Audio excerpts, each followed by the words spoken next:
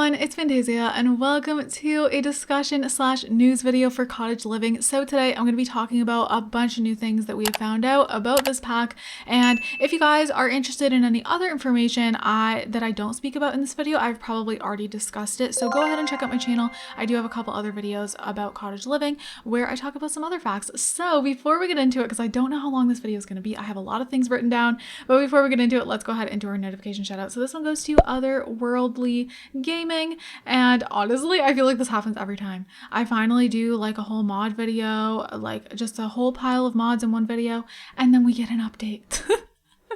Oh my god, it seems like this update didn't break as many things though, at least from what I'm noticing. Comment down below how your experience has been, but thank you so much for your comment, and if you guys want a chance to be in a notification shout out, all you gotta do is comment down below. Let's get into everything. Alright, so the new trailer, I mean, it's a talk through, so we found out a lot of things, and I thought I would just do a whole video kind of discussing it all, and you know, there's some things written down here that you may not have realized, or maybe there's things that you did not see on the new blog post, so I do have things from there as well. Those are a little bit later on. So the first facts are like things that, you know, were found out in the trailer. And of course, feel free to comment down below if there's anything that I missed from the trailer. Let's jump into it. So basically the new world has like a rustic feel, kind of like a cottage type vibe, but then there's also like a modern day village area. So I really like this because I just like having that whole like countryside, but then there's also like a modern, just kind of not city area, but you know, it's like a village.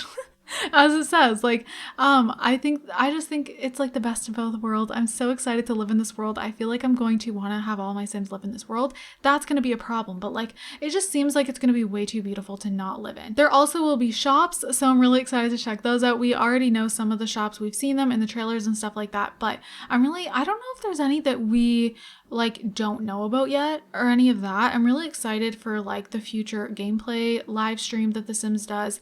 I just want to find out like everything. So with canning, there's going to be 16 different jams, custards, and veg. So this is like, you know, vegetable mix. So we don't just get jams with the canning, which I'm happy about. I'm glad that we get custards and like vegetable mixes and all of that. So yeah, there's just going to be a little bit of everything. I like the amount there. Also, canning is not a separate skill. It's just with the cooking skill. I think it would be cool to have a canning skill. I feel like maybe modders will do that perhaps, but at the same time, I'm not mad about it because it does seem to be in depth. So I don't think it's a bad thing that, you know, canning is just with the cooking skill. I would be upset more so if it was like, you know, didn't really have much to it, but it seems to have quite a bit to it. So that makes me happy. Your Sims can also just eat it right out of the jar, or of course they can save it for like future recipes. So as we've been seeing in both the trailers, there's a picnic basket. So this is like a separate item and you can place it anywhere and you can just have a picnic anywhere, and I think it's so cute. So I am very excited to have just more family picnics and also dates.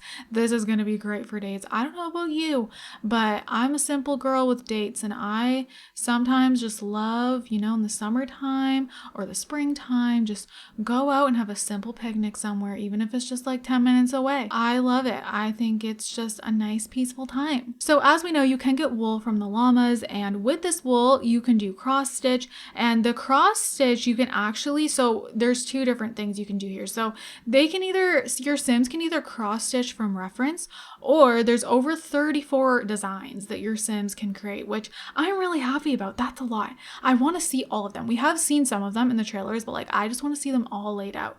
That makes me excited. I'm like really excited for the cross stitching. Like, is that just me? Like, things like that get me really excited. I love seeing more like hobby like things, and this is great. So like canning, cross stitching, it just sounds like so relaxing. It goes perfectly with this pack. And then also, I think I've touched on this before, but with the llama wool, apparently you can completely cut your cost for knitting. So I think that's exciting because, you know, you can make more profit with it. So as we saw in both trailers, the kids are going to be able to help out more with cooking and planting and stuff like that. And not only that, but this is actually supposed to be free with the next game update. update. And basically it's just going to be adding more family time. So pretty much with the cook together, you will actually be able to have 5 Sims cook together at a time, and then the kids will now be able to like do gardening with you. So I think that is so adorable. I'm so happy about that, and I was not expecting it in the update. So next up is the new lot challenges. So there is 2 new lot challenges. There's the simple living lot challenge and the wild foxes challenge. The wild fox one apparently will, start up when you enter one of the lots. At least that's what was discussed on Twitter. So I don't know exactly how it's going to work. I guess we'll find out more about that soon, but you can get rid of it. You don't have to keep it there. But foxes will just, they'll get into stuff. They'll try to like, get to your animals, like your chickens and stuff. They'll try to get the eggs, and yeah, they'll want to, bother the bunnies and yeah, all of that. As for the simple living lot, this one gets me really excited. So this is actually going to make your Sims fridge completely obsolete. So you're going to have to forage for ingredients yourself. And I personally love this. I think this is going to open up a window for players who just want like a different way to live. Yes, we have like eco lifestyle and different things you can do there. And there, there's things that have come in the game, even with like island living and all of that. But this just feels different to me. The whole like going and foraging for your own food, having to get groceries, having to get eggs from your chickens and milk from your cows, and I don't know, I just really like that idea. I think it's going to make cooking a lot more fun for me. I love cooking in The Sims, and I think it's just going to make it even better. So I'm really excited about that. And then you can grow all your fruits and vegetables in your crops and just grow everything, just like living off the land. I love that idea. So there was actually kind of like an example in the trailer. So here's like an example. Basically, if you want to make Yorkshire pudding, you'll need to grab some eggs from the chicken coop, get some milk from your cows, and then you can get some flour from the local grocer. See, I love that. I love that. Like, I just think that's fun. Like, usually my Sims don't have the ingredients for anything that they make, and then they just pay for it.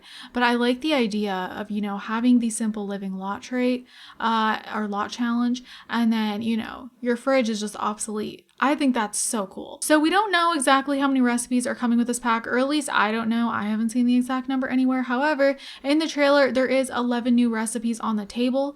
That's just like ones you can cook. So I don't know about anything else. Of course, there's the jams and all of that. So as for the animal sheds, we've heard a little bit about these sheds, but what we know so far is that you can have 1 animal per shed. You can place this anywhere on your lot, and you can either choose a cow or a llama, and basically your animal will, they'll sleep in there and all of that, and they'll also pass away near there, which breaks my heart, but it can happen. But there is like something you can give your farm animals so that they live forever. So that's an option. Your Sims can also woohoo in the shed, which is interesting.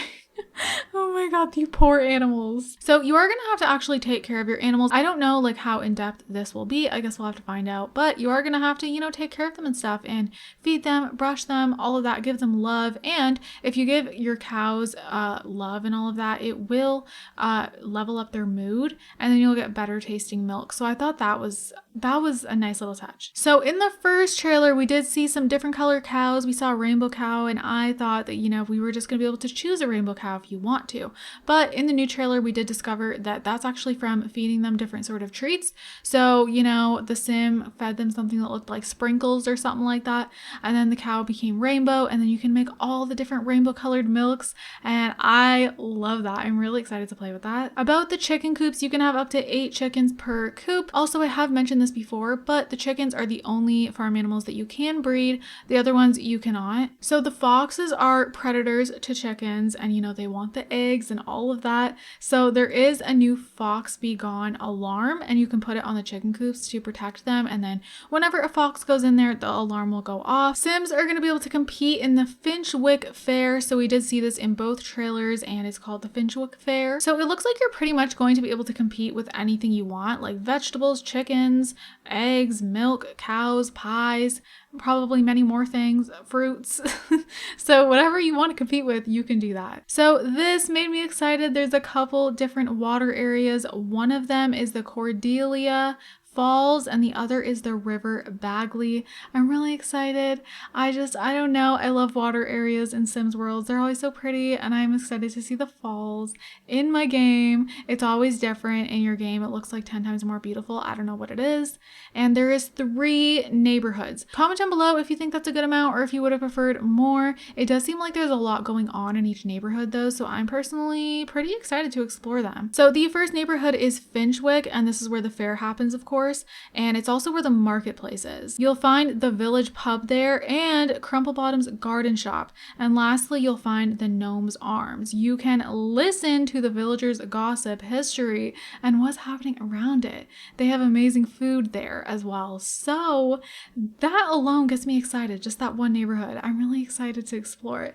I'm so excited to even like go to the pub. Like, I think it's because of how I grew up. Like, my dad always loved going to pubs, same with my grandma, and like they're both Scottish, and like we would just go to these like Scottish pubs, and like it was fun. It was just a different vibe there, and we'd like just eat different types of foods compared to what I was used to eating growing up. So next up, we're going to talk about village errands. I cannot wait for the village errands. In this world, there's going to be errands that you can do for the villagers. I also love that they're like calling them villagers. It reminds me of Animal Crossing.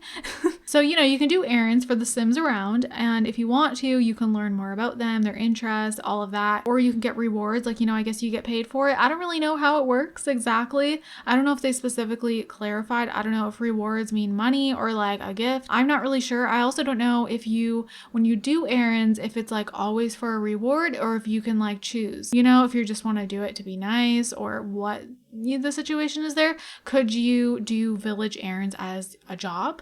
Like, you know, have it be like your Sims own little like job they do whenever they want to do it, stuff like that. So the next neighborhood is the Old New Henford, and this was actually originally named Little Henford, and then it got changed. So this part of the village is very lush and has lots of hills. There's also a small community garden. This part of the world has a lot of room for gardening, livestock, and oversized crops, and you're gonna find a lot of animals hopping around here, and you'll see birds that you can sing to, and of course there's gonna be foxes as well. But this part is just Disney vibes to me. I love that. I mean, actually another one of the neighborhoods also gives me Disney vibes. The last neighborhood is Bramplewood. This also gives me Disney vibes. So this place has like a lot of woods and stuff like that, and the woods have like a storybook kind of feeling. It makes me want to say Storybook. If you guys know what show I'm talking about, then you know. There's also going to be lots of wild animals here, and there's also a creature keeper. He roams the woods caring for the animals and the plants. This gets me so interested. I want to see who this creature keeper is. Then there's an area called Isle of Volp, I think it is. I don't know. This place holds a lot of history reflected on its ruins, and it's also the most romantic spot in town. I think we saw it in the trailer. It's a great spot for first dates, but you got to make sure not to disturb the creature keeper's home.